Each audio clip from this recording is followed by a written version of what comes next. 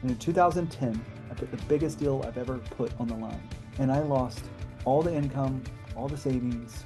My business was gone, I lost the house, and I lost my sense of confidence. I share this with you because it was a turning point in my life. And I don't know what your turning point is or have been, but what came next was what put me where I am today or put me on the path. I thought about with my money being gone, and I did feel like it was stolen from me, but I'm not blaming the other person because I do believe it was the worst thing ever happened, but also the best thing that ever happened to me. And I learned from that, and I decided to get on a different path.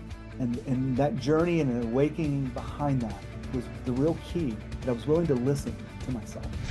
Welcome to Grow Think Tank. This is the one and only place where you will get insight from the founders and the CEOs of the fastest growing privately held companies. I am the host. My name is Gene Hammett. I help leaders and their teams navigate the defining moments of their growth. Are you ready to grow? Today I wanted to share with you something very personal, but also something I think that will help you become the leader that you want to be. And it's why I became a CEO coach or an executive coach. Why did I choose this journey? I'll be honest with you, it's probably not the smartest business model out there. I don't make money in my sleep. I don't make money passively, and I don't have a lot of leverage inside of the business that I've created. But that's okay with me because the reason why I became a coach means so much more than money or even, just being proud that I'm serving hundreds of people, because that's not the way it works in my world.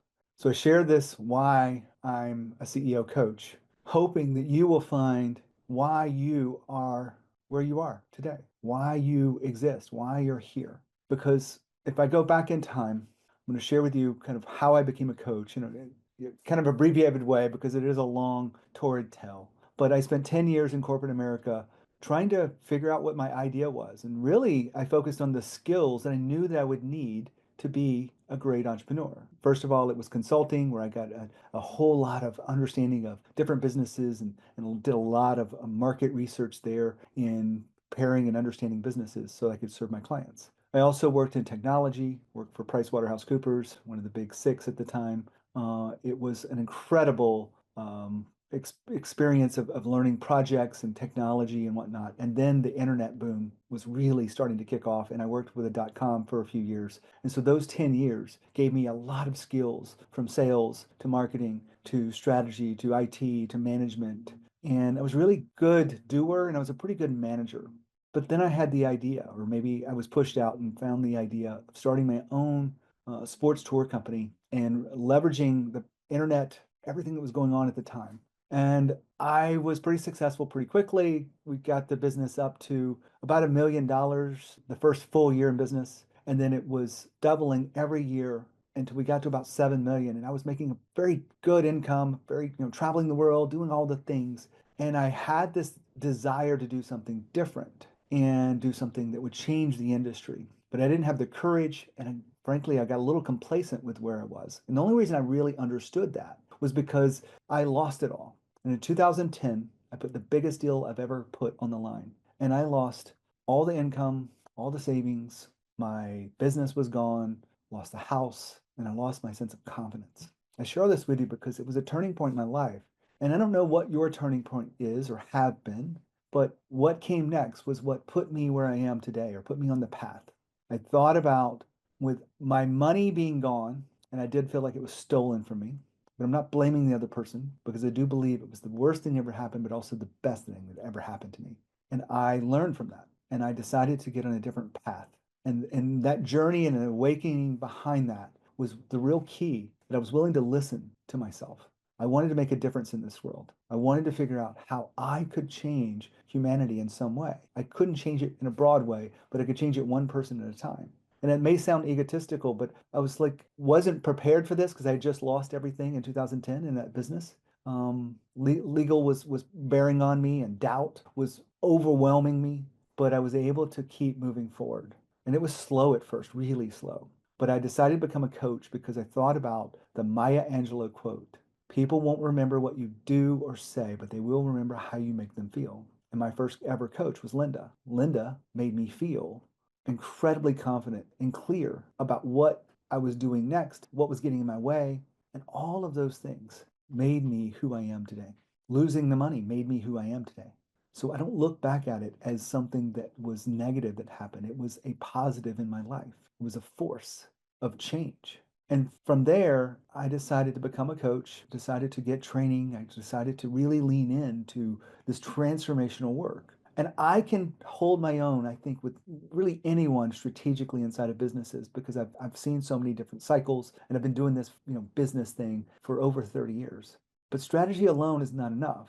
The deeper elements that have a grip on us are the key to unlocking whatever's next. And I had to unlock my own before I could help others understand their locks and their grips and help them unlock that as they moved and growed forward. Now, why did I become a coach? Well, I frankly wanted to change the lives of those around me. I wanted to be a force for good. I wanted to truly get people to think differently and behave differently. I just got off a good coaching call with one of my long-term clients, been with me for about 3 or 4 years. Their business is doing great, but there's a lot of pressure as they continue to grow the business. And he just walked through one of the simplest practices I put in place with any client. He's the only one that does this. I should probably make others do it too. But every day he has to send me a gratitude text. Or maybe I should say every day he gets to send me a gratitude text. And I respond to most of them, just small little things, but he is processing in his mind and looking at the things he's grateful for. This is a simple play that you could run and it will shift the way you show up if you're willing to let it.